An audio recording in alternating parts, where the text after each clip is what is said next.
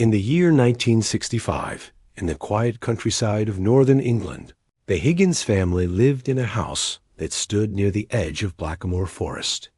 The family consisted of Jonathan Higgins, his wife Margaret, and their two children, Evelyn and Thomas. People in the nearby village described them as polite but distant. They did not attend local gatherings or speak often with neighbors. Every Sunday, however, Jonathan would drive his old blue Morris Minor into the village to collect supplies. He never spoke more than a few words. He paid in cash and avoided eye contact. One day, in the middle of October, the family simply vanished. The school reported that Evelyn and Thomas did not arrive. The teacher called the family, but no one answered. After 3 days, the village constable visited the Higgins house. What he found became the beginning of a mystery that continues to. This day, the front door was unlocked. The living room looked undisturbed, with the fireplace still warm. A half-finished cup of tea sat on the table. Upstairs, the beds were made, and there was no sign of struggle or disorder. The family's clothes were still in the wardrobes. Their passports and money were untouched. The car remained in the driveway. The only odd thing the constable noticed was a strong scent in the basement.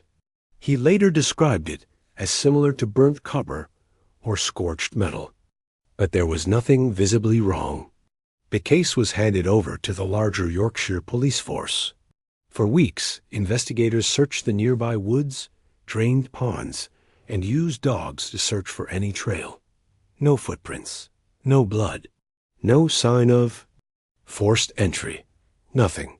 Their disappearance made headlines across Britain. The newspapers called it the Higgins vanishing. Several theories emerged. Some believed the family had fled the country under new identities. Others thought they had become victims of a secret cult operating in the area. But no group ever claimed responsibility. In December 1965, 2 months after the disappearance, a hunter in Blackamoor Forest reported hearing a child's laughter deep within the woods. He followed the sound until he reached a clearing. There, in the snow, he found 4 sets of footprints. They were barefoot, even though the snow was thick and fresh.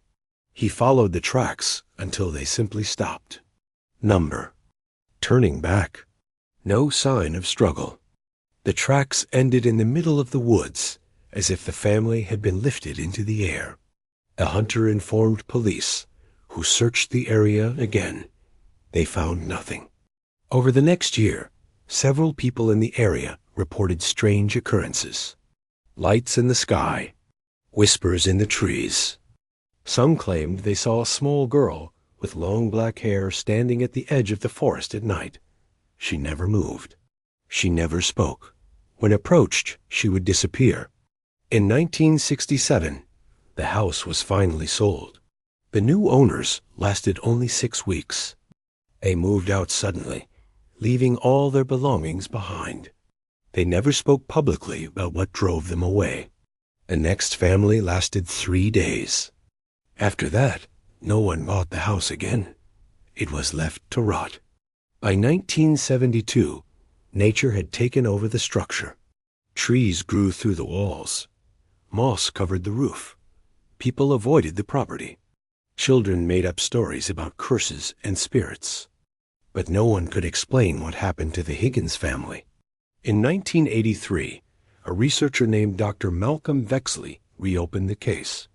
He specialized in unexplained disappearances.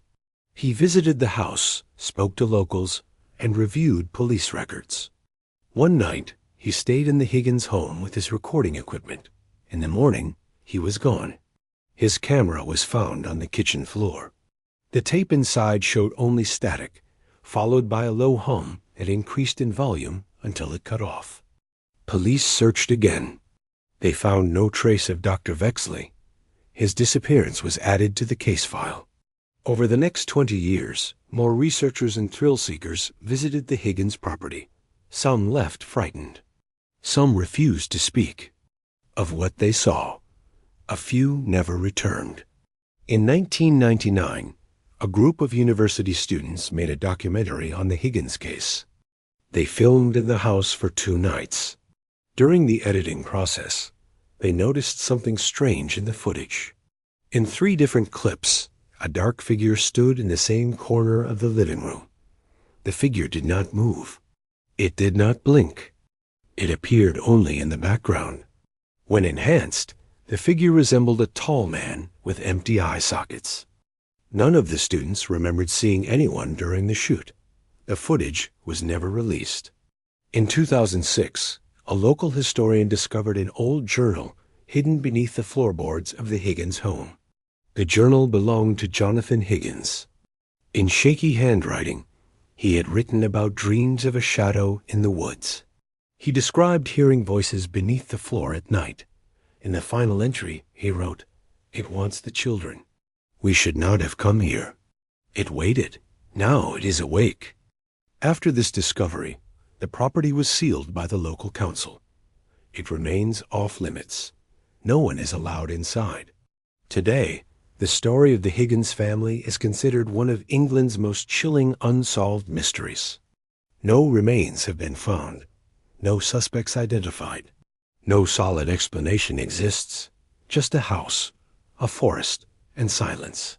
Many believe the land itself holds secrets older than the village. Some say it was never meant to be disturbed. Some claim the forest took the Higgins family, not out of malice, but to keep balance. Whatever the truth is, one thing remains certain. Families still pass by the road leading to the house. Parents still tell their children to stay away from the trees. And on cold October nights, when the wind moves through Blackamoor Forest, some still hear laughter. Not joyful, not playful, but echoing, as if time froze in 1965 and something from that year never truly left.